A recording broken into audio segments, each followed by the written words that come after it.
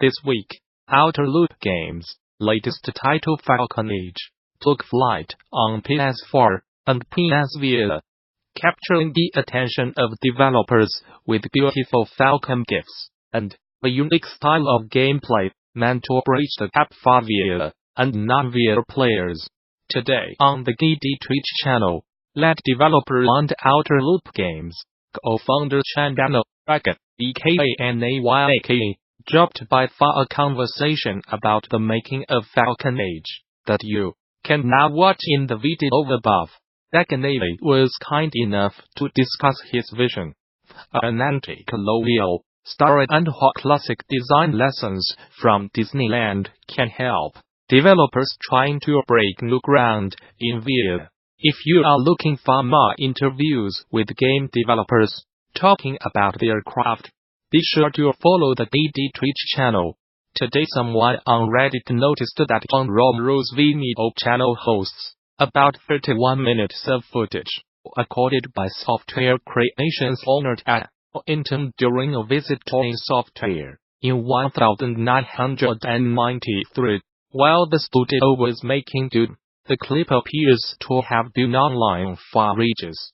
But if you have not yet seen it, it's well worth a watch to get a sense of what software and game development in general was like in the 90s. The latter half of the clip also had lots of footage of pre-released played with placeholder sound effects, replayed with commentary and guidance from a vintage 93 Romero. Far more recent perspective from Romero. Check out his 2016 reflections on the programming principles he learned at id Software. Today at GD, some of the folks from Wizards of the Coast give a brief talk about how to build and support vibrant player communities around your game, using examples from their work stewarding long-lived games like Magic, The Gathering and Dungeons & Dragons. Together, Wizards of the Coast's Alan Field, VP of User Acquisition and Digital Marketing, and Michelle Satterfield, Community Manager, tried to share useful advice specifically for small to mid-sized devs and influencers who want community building tips. From the beginning, we have built about community and fellowship. Satterfield, historically, our big products have brought people around a table to play a game together. He reminded folks in the audience that Wizards has been managing Magic for 25 years and D for over 20. The company just last year released a big, free-to-play video game, Magic, The Gathering Arena. The meat of the talk was how Wizards has expanded its community by growing the number of streamers and other influencers playing in it. But Field first took a minute to highlight the company's history of trying to support unique playstyles and communities. From the very beginning, we had a sort of homebrew culture developed among our players. He said, homebrew has been around in the PC world a long time, with modding cultures, and with our physical card game. With that very early on, Field thinks one of what smart community building moves early on was to invest in tournaments and pro leagues, as well as more casual community events, like Friday Night Magic, a formalized system for novice to intermediate players to play together at local game shops or other spaces. Physical game shops have always been key to Wizards' success. And Field thinks that's because they create unique hubs where players can check out new games, participate in special events, and hopefully offer unique cultures and lives that make players feel welcome. A lot of the things that make game shops successful make influencers successful. Now, he suggests that big Twitch streamers and YouTubers can offer something similar to their audiences, albeit at a distance. The feeling of being part of a community and of sharing your passion for a game and its systems with a bunch of other people A lot of the things that make game shops successful make influencers successful. Set field. Having a variety of programming. Having programming of different skill levels, and this sense of homebrew culture. Sutterfield then took the stage to talk a bit about fun she chooses, which influencers to work with on a game mechanic, and what other devs can learn from Wiz's experience. When we look for influencers, we do not just look for people with the most views on Twitch, she said. Those things are great and we still look for them, but our deciding factor is, which influencers can we work with that will influence our community to be a better place, and to be more involved. You need to care more about your streamers, she says. They look for passionate players, who are passionate not just about the game, but about the brand and the community around it. Often this means working with what she calls micro-influencers, basically just up-and-coming streamers, other content creators who have not built a big audience yet.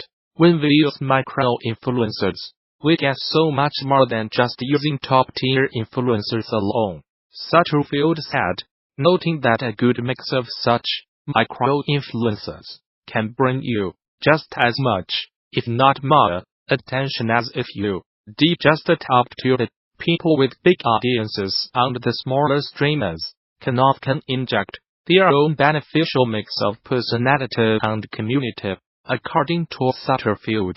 These smaller influencers can also be a boon for small to mid-sized developers, because they are often more invested in your game than a big-time streamer. So much so they may even, if you are comfortable with it, be willing to stream it without being paid. I work with like thousands of streamers, and building those relationships is very important, because we can get so much more out of our events. Sutterfield added, we had 400 streamers be part of a recent early access event to promote no content, and none of them were paid. They did it because they love the game, they love the event, and they love the community. Sutterfield said she was able to create a Discord for the streamers, and let them loose to share stories, network, and get excited about the game, and that in turn led to more excited streams. Above all, Sutterfield's advice for devs looking to build healthy relationships with streamers and influencers is to treat them like human beings, rather than paid marketing megaphones. If there's one thing you should take away from this talk, it's this: you need to care more about your streamers, she said. When you have happy streamers, you have those happy relationships, you will get so much more than you could ever imagine. But just to be thorough, she summed up her advice for fellow game makers in 5 points. The data shows it works, she said. In closing, we grow in it over 400% in a year, in terms of unique streamers, and they grow with us. Video Game Deep KC's weekly newsletter from video game industry watcher Simon Carlos, DD, Gamasutra Code Runner, rounding up the best long-read standout articles videos about games every weekend. This week's highlights include a look at Flappy Bird's effect on the indie game scene, The Division 2's politics, a lot thereof, info on Harry Potter, Wizards Unite.com, a whole bunch of other great articles videos.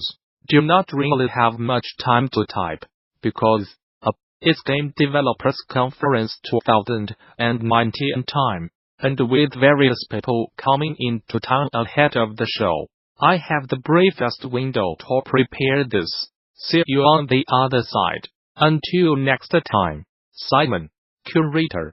How Fail Better Games Divided Celestials, Facets, Progression System, Tech Your Food, Gamasutra article. According to Chris Gardner, the narrative director at Fail Better Games, a lot of players had given feedback that they had wanted to like Celestial more than they did.